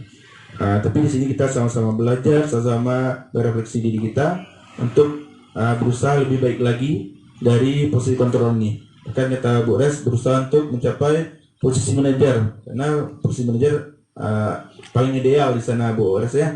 Mungkin ada lagi tanggapan Bapak Ibu atas refleksi diri terhadap posisi kontrol ini yang telah dilakukan selama ini. Baik, terima kasih Pak Sony. Mungkin di posisi kontrol sebagai guru kita sering menjadi penghukum. Kita anggap sebagai penghukum itu selesai dihukum, selesai masalah. Nah kalau udah hukum, anak udah takut, udah enggak, kita berpikir bahwa anak itu tidak akan mampu lagi melakukan ini selanjutnya. Karena ketika masalah itu ada, kita lakukan penghukuman, langsung terhenti saat itu. Saat itu kita tidak mengingat imbalan balik setelah itu. Jika kita mau melanjut ke jenjang selanjutnya, membuat merasa bersalah teman pemantau sampai jenjang tertinggi manajer, itu kan membutuhkan waktu. Makanya kita sering menghukum langsung begini gitu ya. Kita langsung mengejatnya dengan kata-kata, langsung dengan tindakan. Maka kita selama ini sering menjadi seorang guru yang penghukum.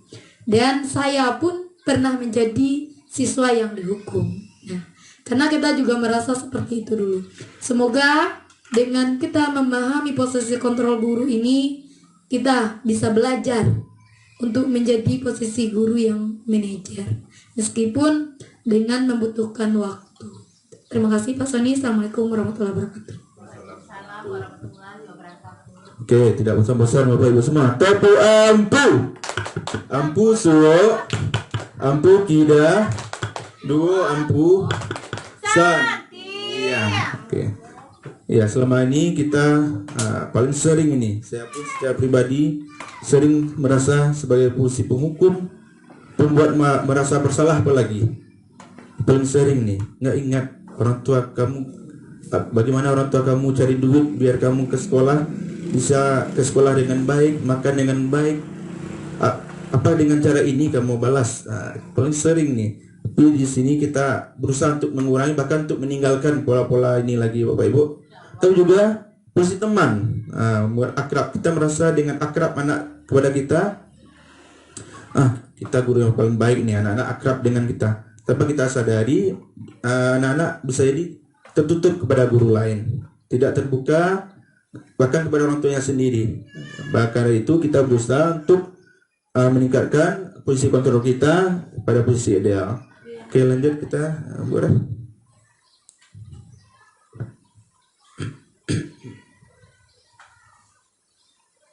Oke, keyakinan kelas.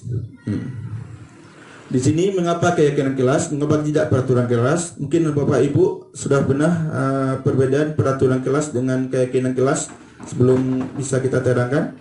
Ada Bapak Ibu yang telah mengetahui apa itu perbedaan peraturan kelas dengan keyakinan kelas? Oke, Bu Ina. Bu Ina, alhamdulillah banyak belajar, banyak tahu, banyak bisa membagikan ilmu. Nah, baik, untuk keyakinan kelas itu hampir sama sih sama peraturan kelas, tetapi keyakinan kelas ini lahirnya dari siswa. Nah, kalau peraturan kelas, kalau keyakinan kelas lahir dari siswa, kita sepakati bersama dan dibuat menjadi keyakinan kelas yang diyakini oleh siswa kita untuk membuat kelas kelasnya lebih nyaman, seperti itu. Sedangkan untuk peraturan itu dibuat oleh guru. Kita nggak boleh ini, nggak boleh itu. Sedangkan tidak boleh ini, tidak boleh itu, menggunakan kata-kata negatif, atau tidak boleh terlambat, tidak boleh datang sebelum jam 7. Sedangkan keyakinan kelas itu dibuat dengan kata-kata positif. Nah, seperti hadir sebelum jam 7. Tidak ada kata tidak hadir atau tidak boleh, seperti itu Pak Sony. Sedangkan untuk keyakinan kelas ini, ketika dilanggar, siswa kita ingat, karena itu yang dia lahirkan oleh dirinya sendiri. Dan kata-kata dari keyakinan kelas itu tidak panjang lebar, umum biasanya. Jadi ketika diingatkan, kenapa kamu tidak buat PR? Keyakinan kelas apa yang tidak kamu penuhi? Oh, saya keyakinan bertanggung jawab atas tugas yang diberikan, misalnya ini keyakinan kelasnya. Mudah diingat. Kalau peraturan kan biasanya panjang ya Pak Sony ya, dan lebih terkhususkan. Kalau untuk keyakinan kelas biasanya umum, mudah diingat, lahir dari siswa yang disepakati bersama. Seperti itu. Assalamualaikum warahmatullahi wabarakatuh. Oke, mungkin masih ada lagi terkait keyakinan kelas dan peraturan Bapak Ibu. Oke, kita akan simpulkan saja Bu ya. Keyakinan kelas dan peraturan kelas. Peraturan kelas ini biasanya bersifat sepihak yang dilahirkan oleh satu orang, satu pihak. Sedangkan keyakinan kelas dilahirkan secara bersama-sama dan bisa dipahami oleh semua orang. Karena keyakinan kelas ini beranjak dari nilai kebajikan universal yang dipahami oleh semua orang tanpa memandang itu agama, ras, suku, dan lain-lainnya. Oke, ini salah satu kegiatan yang telah saya lakukan, membuat keyakinan kelas di salah satu kelas kita, itu pada kelas 6. Sini yang pertama saya menjelaskan dan berdiskusi tentang keyakinan kelas. Saya menerangkan tentang keyakinan kelas kepada murid. Selanjutnya siswa diberikan kesempatan untuk menuliskan apa yang diyakininya. Itu menuliskan keyakinan kelas yang diinginkan murid. Selanjutnya menyampaikan keyakinan kelas yang telah ditulis. Jadi anak memaparkan apa yang telah ditulisnya tadi. Selanjutnya menempelkan keyakinan kelas yang telah ditulis. Dan terakhir meramu. Jadi suatu keyakinan kelas yang mudah diingat dan yang telah disepakati bersama. Ini berarti keyakinan kelas yang paling dominan saya ambil di sini itu ada beberapa. Karena keyakinan kelas ini enggak banyak ya Bu Ina ya. Ada di sini beberapa yang paling mudah diingat dan paling mudah untuk dilakukan oleh siswa kita. Lanjut Bu. Di sini saya mendapatkan keyakinan kelas yang telah saya susun dengan siswa, itu pertama jujur, disiplin waktu, saling menghormati dan menghargai, saling membantu dan kerjasama, mentaati aturan, belajar dengan penuh semangat, dan menjunjung tinggi nilai sportivitas. Bagaimana pembentukan keyakinan kelas bisa dilakukan? Yang pertama, bersifat lebih abstrak daripada peraturan yang lebih rinci dan konkret. Keyakinan kelas berupa pernyataan universal. Pernyataan keyakinan kelas senantiasa dibuat dalam bentuk positif. Keyakinan kelas hendaknya tidak terlalu banyak sehingga mudah diingat dan dipahami oleh semua warga kelas. Keyakinan kelas sebaiknya sesuatu yang dapat diterapkan di lingkungan tersebut sesuai dengan kondisi kelas. Semua warga kelas hendaknya ikut berkontribusi dalam pembuatan keyakinan kelas lewat kegiatan curah pendapat. Oke, segitiga restitusi. Di sini ada 3 tindakan segitiga restitusi, yaitu menstabilkan identitas, validasi tindakan yang salah, menanyakan keyakinan.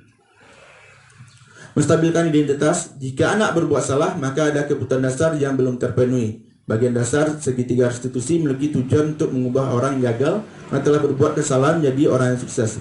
Kita harus meyakinkan mereka dengan mengatakan kalimat seperti, tidak ada manusia yang sempurna, saya juga pernah melakukan kesalahan seperti itu. Ketika seorang dalam kondisi emosional, maka otak tidak akan mampu berpikir rasional. Saat inilah kita menstabilkan identitas anak. Anak kita bantu untuk tenang dan mencari solusi untuk menyelesaikan permasalahannya. Jadi di sini Bapak Ibu ya, kita tidak langsung menjudge anak. Kenapa kamu lakukan ini? Jadi kita stabilkan identitas anak ini supaya anak ini lebih terbuka kepada kita nantinya. Lanjut Bu. Langkah kedua, memvalidasi tindakan yang salah. Pada langkah ini kita harus memahami kebutuhan dasar yang mendasari tindakan anak berbuat kesalahan. Validasi tindakan yang salah mengajarkan kita untuk mencoba memahami niat di balik tindakan buruk. Teori kontrol mengatakan bahwa semua tindakan termasuk yang salah memiliki alasan. Dengan memahami alasan di balik tindakan tersebut, kita dapat lebih efektif mendekati situasi ini. Jadi kesalahan yang dibuat anak pasti mereka punya alasan kenapa bisa melakukan sebuah kesalahan di sini. Jadi kita validasi tindakan yang salah ini. Lanjut, Bu. Yang ketiga, menanyakan keyakinan. Setelah anak merasa sukses dan tindakannya diakui, langkah terakhir adalah bertanya apa yang dia percaya dan ingin jadi apa. Ini adalah langkah kritis dalam membantu anak merenungkan tindakannya, serta membantu mereka memahami bagaimana tindakan tersebut dapat lebih baik dilakukan di masa depan. Tentunya langkah ini adalah menghindari menghakimi anak. Jadi di sini kita berusaha untuk anak bisa menyadari dan bisa lebih kuat lagi dari kesalahan ini. Jadi setelah melakukan kesalahan ini, mereka dapat kembali kepada komunitasnya dengan merasa lebih baik lagi dari kesalahan yang dia lakukan sebelumnya. Oke, Bu. Ini contoh penerapan segitiga restitusi yang saya lakukan. Itu bisa kita tonton bersama-sama.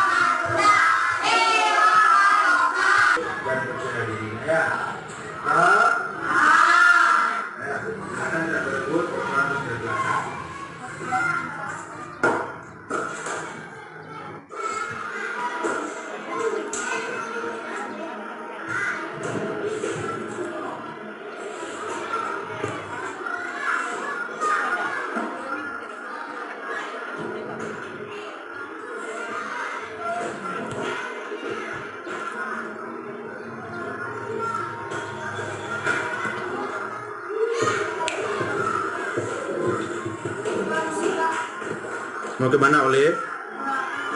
Oke, silakan ya. Waktu kita tinggal sedikit lagi, nak ya. Silakan isi yang masih kosong ini.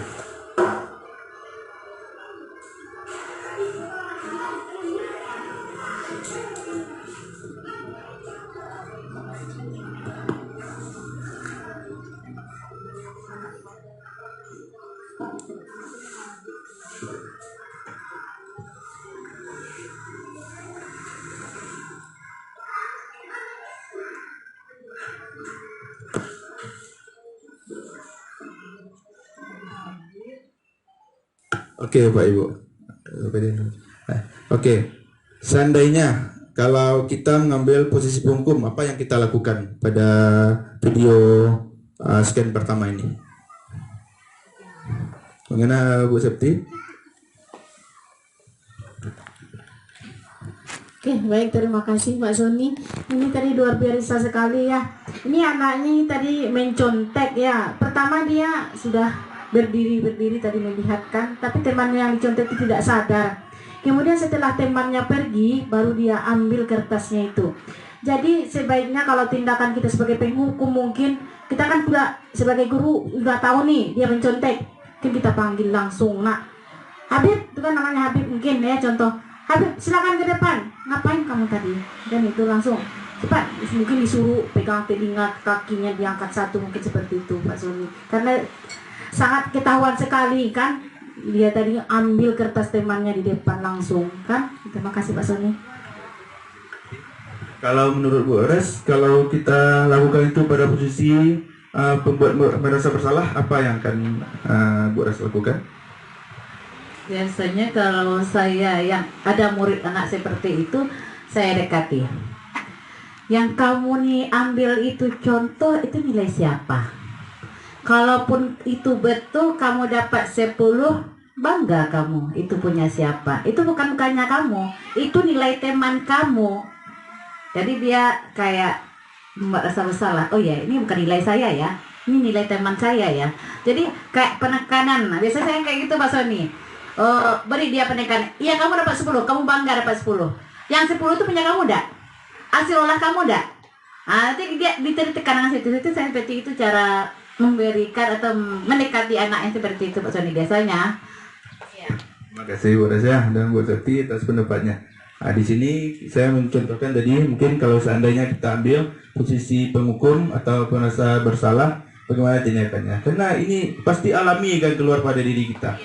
Pada penghukum tadi, mungkin tanpa kita sadar akan kita perkataan keras atau apa sudah keluar, tanpa kita sadari di sana banyak teman-temannya. Banyak orang yang akan menyaksikan, dia akan dimarahi, akan mungkin akan merasa dipermalukan di depan teman-temannya. Begitupun para polisi merasa bersalah, mungkin kita akan ganti seperti kata Boros tadi.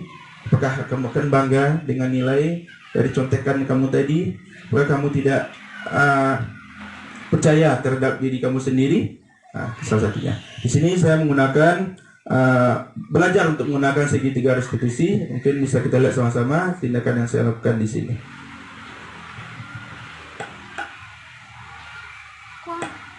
Assalamualaikum Habib. Waalaikumsalam Pak. Lu sudah makan belum nih?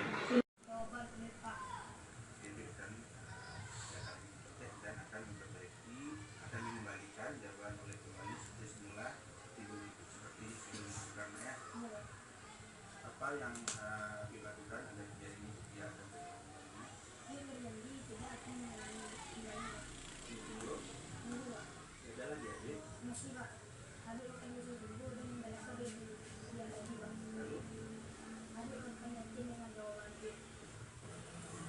berarti Habib dan lebih jujur lagi ya, dan akan lebih percaya diri lagi, dan tidak mengulangi perbuatan yang dilakukan. Kapan akan Habib mulainya? Mulai dari sekarang. Benar? Janji? Sungguh-sungguh dengan perbuatan Habib? Bapak tahu Habib adalah anak yang baik, anak yang soleh. Bapak yakin Habib bisa mengubahnya. Bapak yakin akan itu. Ya Habib ya? Terima kasih atas video ya. Habib bisa lebih baik lagi. Ya.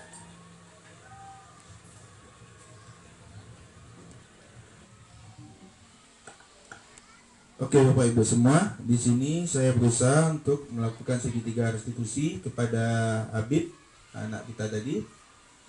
Boleh dilihat lagi segitiga tadi, Bu? Oke, yang mana di sini pertama saya menstabilkan diri tas Habib agar anak ini, Habib ini bisa terbuka. Kita tidak langsung menjudge dia atas kesalahannya.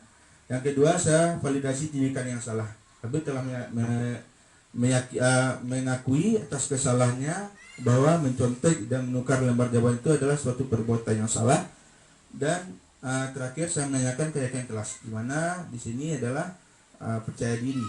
Itu yang tidak ada pada Habib. Habib berusaha untuk jujur dan percaya diri. Tadi Habib berusaha untuk tentang ke kelas, yaitu jujur dan percaya diri, di mana Habib akan berusaha untuk menanyakan, untuk akan berbuat jujur dan lebih percaya diri lagi akan jawabannya.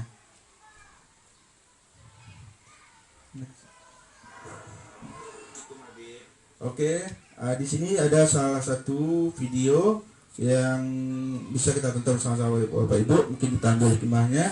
Saya minta refleksi Bapak Ibu, mungkin menuliskan di sini nanti apa jawabannya, apa yang Bapak Ibu rasa. Karena di sini tidak ada benar atau salah. Yang apa di sini adalah pendapat kita terhadap video ini masing-masing. Oke, Bapak Ibu.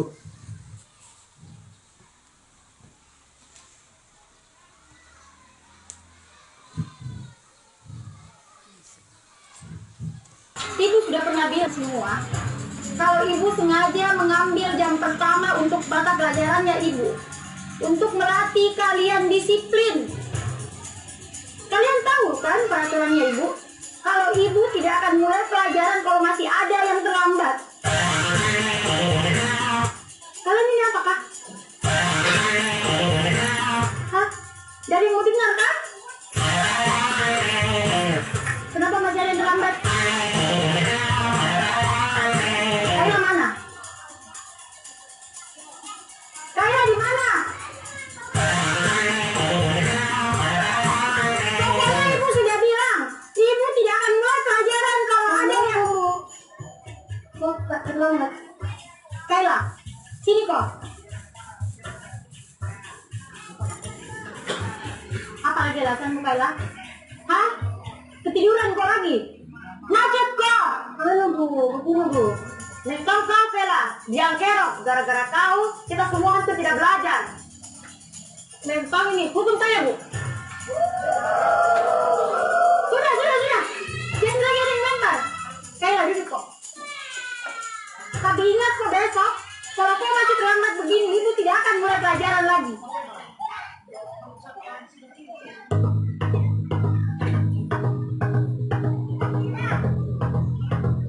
Selamat pagi anak-anak. Pagi, Bu. betul-betul ini kayak lagi nggak ada tobat-tobatnya. Kemarin sudah dilempari nih gara-gara terlambat masuk kelas. Ada yang tahu kemana Kayla? Assalamualaikum. Kok terlambat? Nggak usah banyak alasan. Berdiri pada depan. Sepanjang pelajarannya ibu hari ini, kok berdiri terus di depan? Dede terlambat sih.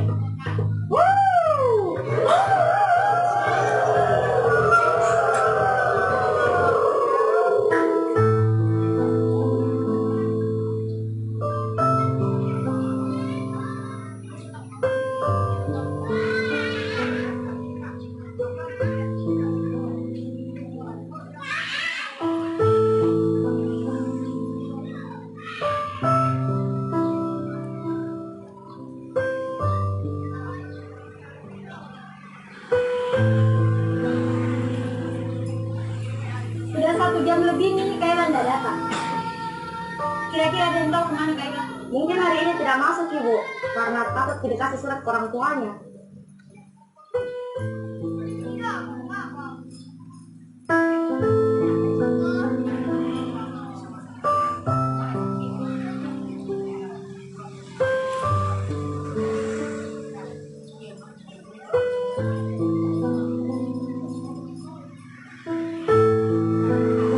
Pagi anak-anak.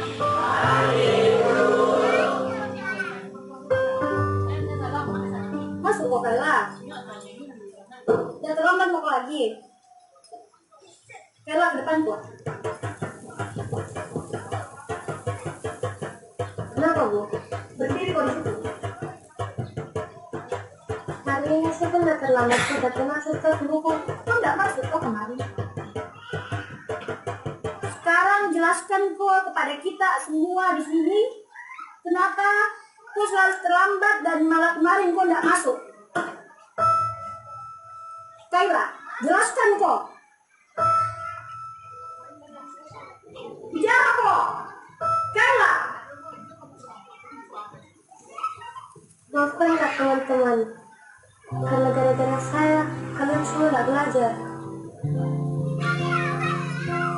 Hari pertama saya terlambat karena mamaku dengan berdagang.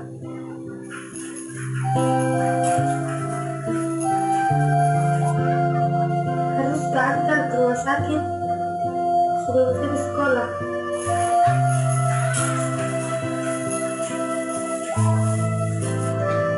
Hari kedua saya terlambat ke sekolah karena harus ke rumah sakit.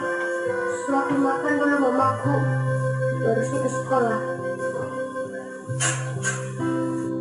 Hari ketiga kemarin, saya nggak masuk sekolah.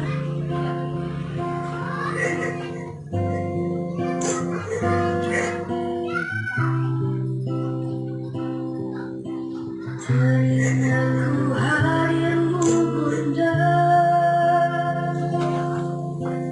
menjagaku di kecil dulu. Belum dikeluarku. Apakah tergetar hatimu? Ada tempatku menadu, tangisku dalam diriku. Kalau bukan mamaku, suruh kerja di sini, tak bakalan tak masuk sekolah hari ini.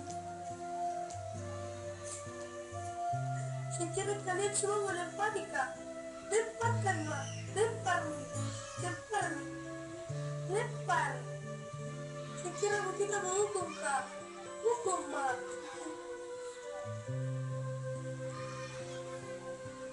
Apakah tergetar hatimu? Sia-sia aku terjatuh. Rinduku hadirmu oh bunda. Oke, terima kasih Bapak Ibu telah nonton video pertama tadi. Silakan Bapak Ibu tulis tanggapan Bapak Ibu terhadap video tersebut, disangkut pautkan dengan video positif yang kita pelajari. Dan mungkin ada Bapak Ibu yang mungkin mau langsung menanggapi secara langsung video yang pertama tadi. Oke, Bu Res. Saya kayaknya lagi Pak Sony. Terima kasih atas kesempatannya Pak Sony. Nggak bisa saya tuangkan di dalam kertas yang Pak Sony berikan karena ini sangat menyentuh sekali Pak Sony. Langsung saja saya merefleksi dengan apa yang saya rasakan dengan menonton video yang Bapak Sony paparan tadi, yaitu sikap guru di sini kayaknya dia sepihak saja. Dia aturan dia sendiri, tata tertib dia sendiri, keyakinan kelas dia sendiri, peraturan dia sendiri yang punya. Otomatis anak muridnya akan mengikuti tanpa ada masukan atau usulan dari murid-muridnya.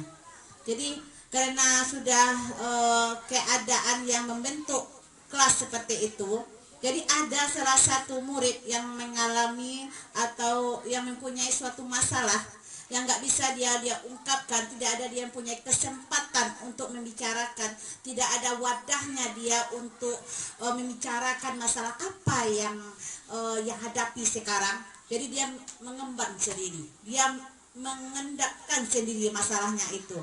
Terus dengan beriringnya waktu, beriringnya udah berapa hari dia diperlakukan seperti itu dengan keadaan yang membuat gurunya keadaan kelasnya seperti itu. Jadi sehari, 2 hari, 3 hari dia nggak datang, pas 4 harinya dia datang kayaknya dengan datangnya tepat waktu, mungkin dengan datangnya dia tepat waktu, mungkin dia ada orang tuanya beramanah mungkin dengan dirinya. Kamu ingin menjadi apa nanti saya kalau sudah pergi, kamu harus melanjutkan cita-citamu. Dengan dorongan dari yang kuat dari dalam dirinya, dia datang tepat waktu Pak Sony. Datang dia tepat waktu tersebut lah. Gurunya mempertanyakan kenapa anak-anak teman-teman sebayanya udah menyiapkan, biasanya dia melempar seperti apa ya udah siapkan. Terus dengan disuruh dia ke depan menjelaskan kenapa 3 hari dia 2 hari terlambat, 1 hari tidak masuk. Diceritakanlah di sana, diceritakan dari pertama dia sekolah, ingin pergi ke sekolah dengan keyakinan orang tuanya dia ingin jadi seorang insinyur katanya, bukan apa-apa dari dorongan orang tuanya katanya. Ceritakannya lah.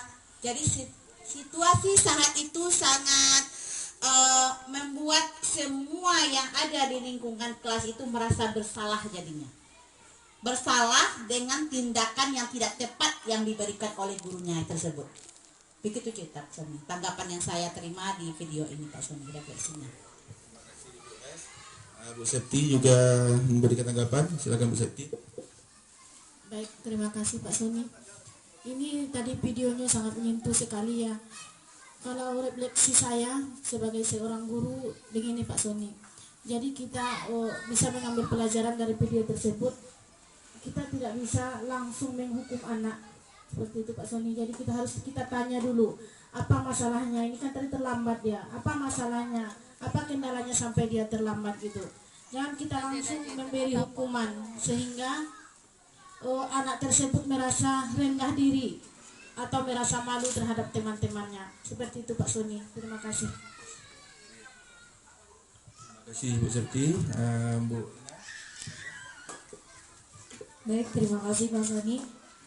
Adapun tanggapan saya terhadap video tadi, inilah pentingnya kita menerapkan posisi kita sebagai manajer, tidak lagi menghukum.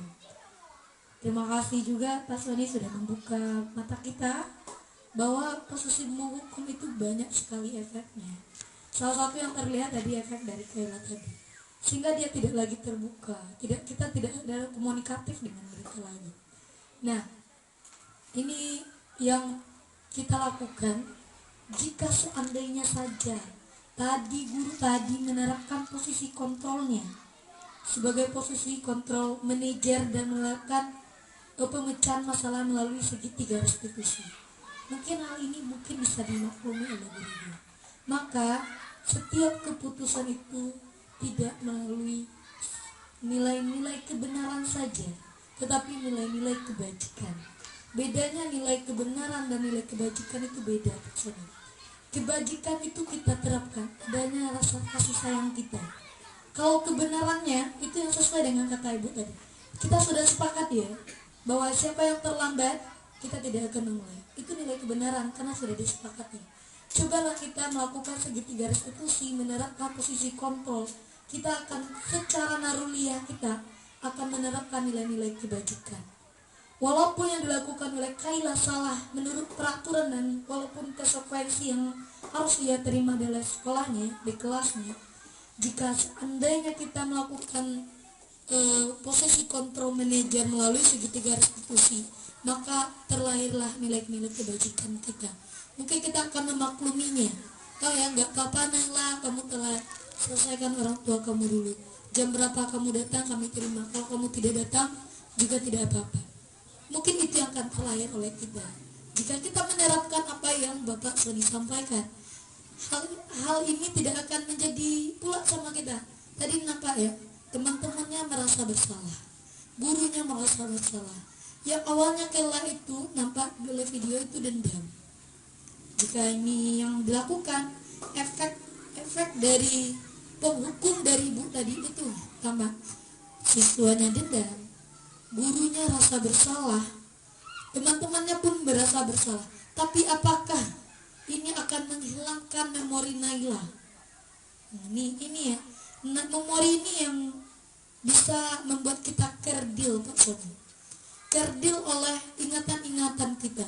Meskipun memaafkan belum tentu bisa melupakan. Ini sering disampaikan oleh orang. Bahkan saya pun merasakan apa yang dirasakan oleh Kaila. Ketika teman, guru tidak memahami kondisi kita, kita merasa sendiri. Tidak perlu lagi bercerita kepada siapapun, karena tidak ada orang yang mau mendengarkan. Terima kasih kepada Pak Soni sudah memaparkan nilai-nilai kebajikan, budaya positif yang mestinya kita harus belajar dari hari ini sampai seterusnya. Harus menyediakan waktu untuk mendengarkan, menyediakan waktu untuk berkomunikasi dengan siswa kita. Terkadang dengan tatapan saja anak-anak itu bisa bercerita, tapi kan tatapan kita langsung mengkat, menjudge, melabel, kamu ke kamu, kamu ke kamu. Siswa kita merasa tidak ada tempat bergantung. Terima kasih. Assalamualaikum warahmatullahi wabarakatuh. Terima kasih kepada Bu Res, Bu Septi, Bu Ina. Di mana kita harus kontrol, kita harus kita benahi lagi. Di sini kita lihat langsung menghukum. Padahal Kaila ini mau menjawab tadi loh, kenapa dia terlambat. Tapi kita harus kontrol sebagai penghukum kita lakukan. Bahkan ini juga posisi kontrol penghukum ini juga membuat murid lain juga ikut serta menghukum anak didik kita. Ini harus kita berusaha kita tinggalkan. Kita berusaha untuk meninggalkannya. Hal lain yang penting belajar dalam proses menciptakan budaya positif adalah melakukan kolaborasi antara sekolah dan orang tua murid agar budaya positif ini jangan hanya dilakukan di kelas atau sekolah saja, mencoba di rumah. Akan menjadi suatu kebiasaan atau karakter saat berada di lingkungan sekolah atau di mana saja. Karena budaya positif akan terbentuk dan akan kuat jika dimulai dari rumah, sekolah, dan lingkungan masyarakat. Oke, pertanyaan refleksi ketiga, ilmu apa yang bisa Bapak Ibu ambil dari presentasi menyebarkan pengalaman dan pengalaman penerapan budaya positif ini? Mungkin bisa lebih cepat, mungkin bisa dipaparkan Bapak Ibu. Ilmu apa saja yang telah Bapak Ibu dapatkan pada pemaparan hari ini?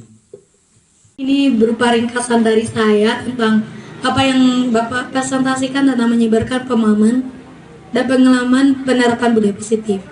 Di sini kami memahami bagaimana penerapan budaya positif ini seharusnya ada di sekolah.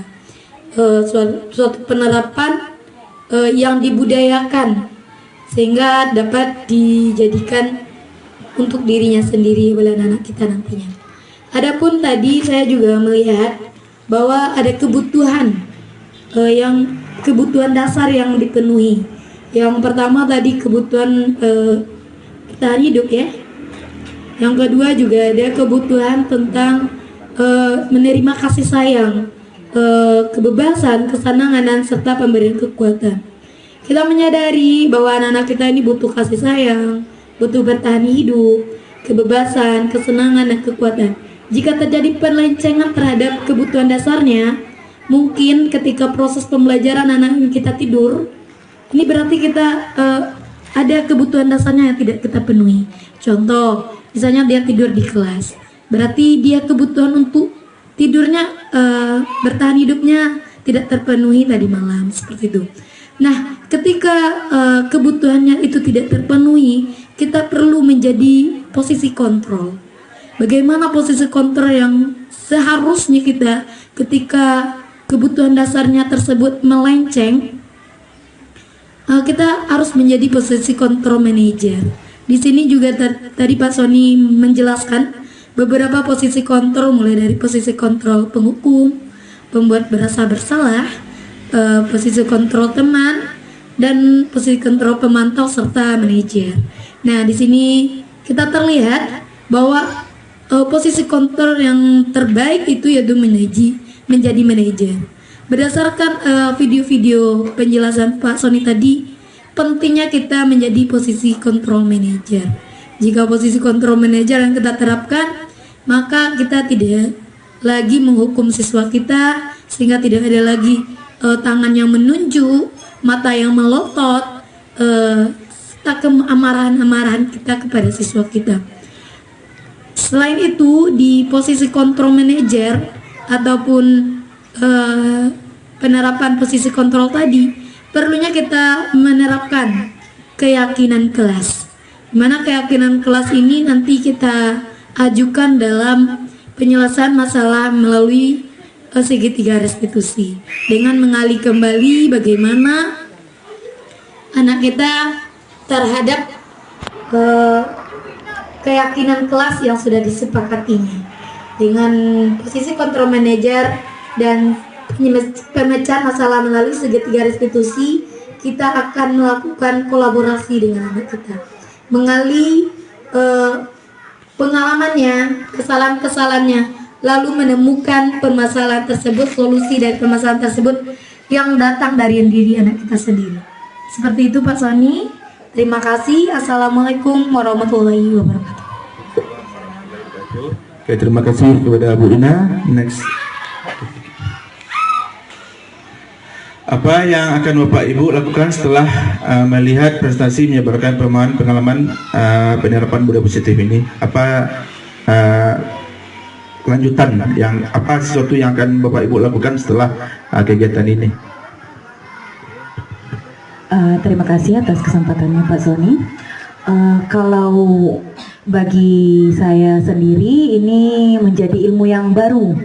Nah, yang ingin saya lakukan setelah melihat presentasi Pak Sony tentang menyebarkan pemahaman dan pengalaman penerapan budaya positif ini, saya sangat sadar bahwa dalam menyebarkan dan pemahaman pengalaman penerapan budaya positif ini tidak hanya pada siswa.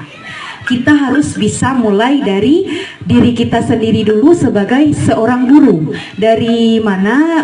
Dari materi yang sudah Bapak Sony sampaikan tadi, kita bisa paham bahwa muara dari 5 posisi kontrol tadi, yaitu kita berada di posisi manajer.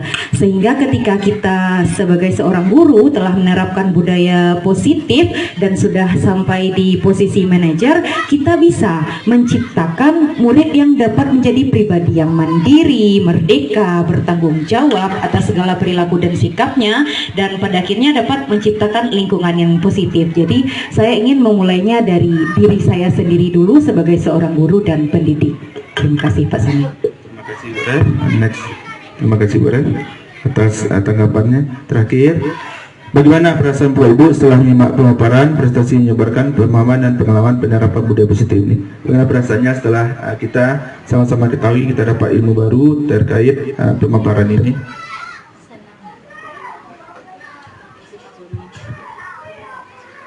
Nah, terima kasih Pak Sony atas kesempatannya lagi.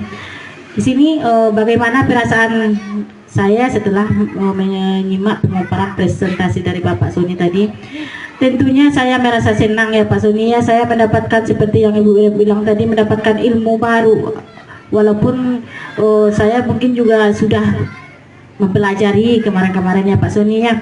Jadi di sini saya perasaan saya sangat senang sekali karena saya memahami bagaimana budaya positif ini bisa kita terapkan di sekolah kita ini dengan baik, terutama biarlah dulu untuk lingkungan sekolah, untuk kelas kita saja dulu kita terapkan, baru nanti di lingkungan sekolah kita. Mungkin seperti itu saja Pak Suni.